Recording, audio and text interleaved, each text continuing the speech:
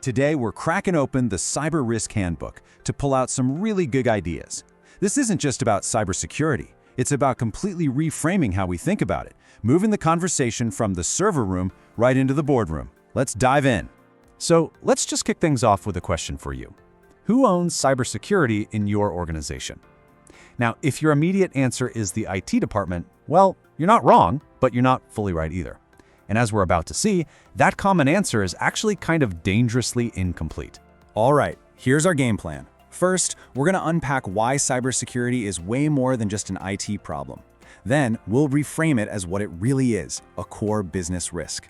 After that, we'll walk through a practical blueprint for managing it and see how this thing has to stretch from the top floor all the way down to every single employee.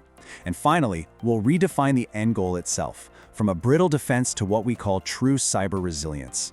Okay, first up, let's really dig into that traditional view. The idea that cybersecurity is purely an IT issue. For years, this has been the go-to model, right? We imagine cybersecurity as this giant technical fortress, with walls built out of firewalls and antivirus software, all guarded by the tech wizards down in the IT department. But here's the problem. In today's world, that fortress is riddled with holes. And honestly, the biggest threats often don't bother breaking down the walls. They just get invited right through the front door. So if that whole fortress model is broken, what's the fix? Well, it takes a really fundamental shift in how we think. It's about seeing cyber risk as business risk, plain and simple. The book just nails it with this quote: "Risk must be expressed in business terms, not in technical jargon." And that makes perfect sense, right? If you go to your CEO talking about a zero-day vulnerability, their eyes are going to glaze over. But what if you tell them there's a 30% chance of a breach that'll shut down production for a week?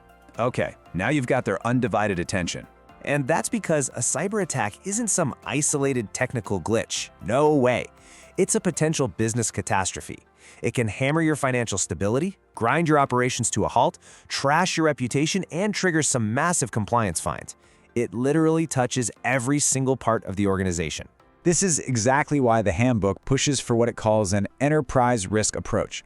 It means we stop treating cyber threats like they're in their own special technical category.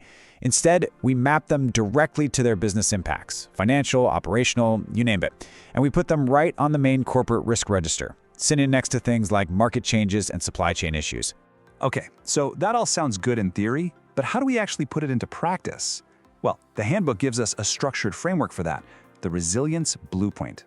And this isn't some brand new, untested idea they just cooked up.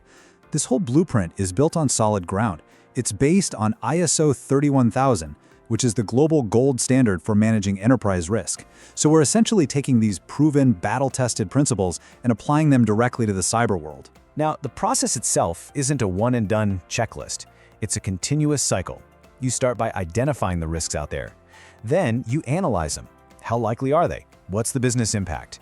From there, you evaluate which ones you need to tackle first.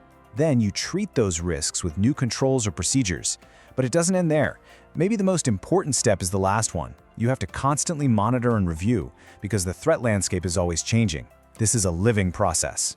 But here's the thing about any framework. It's only as strong as the people who actually use it. And that's why building a real culture of awareness, all the way from the boardroom down to every single employee, is so incredibly critical. And that culture, it has to start at the absolute top.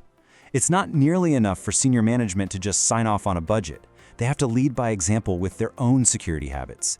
They have to constantly communicate why this stuff matters. They need to build a no-blame culture where an employee who clicks a bad link feels safe reporting it immediately.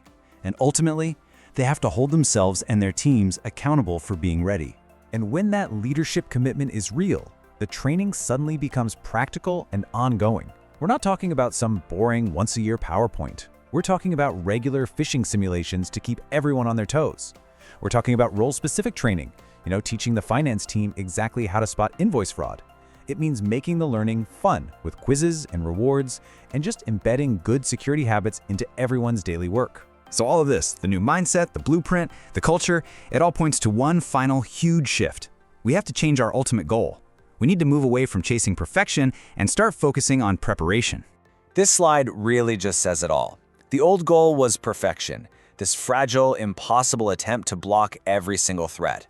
The new goal is resilience. It starts by accepting a simple truth.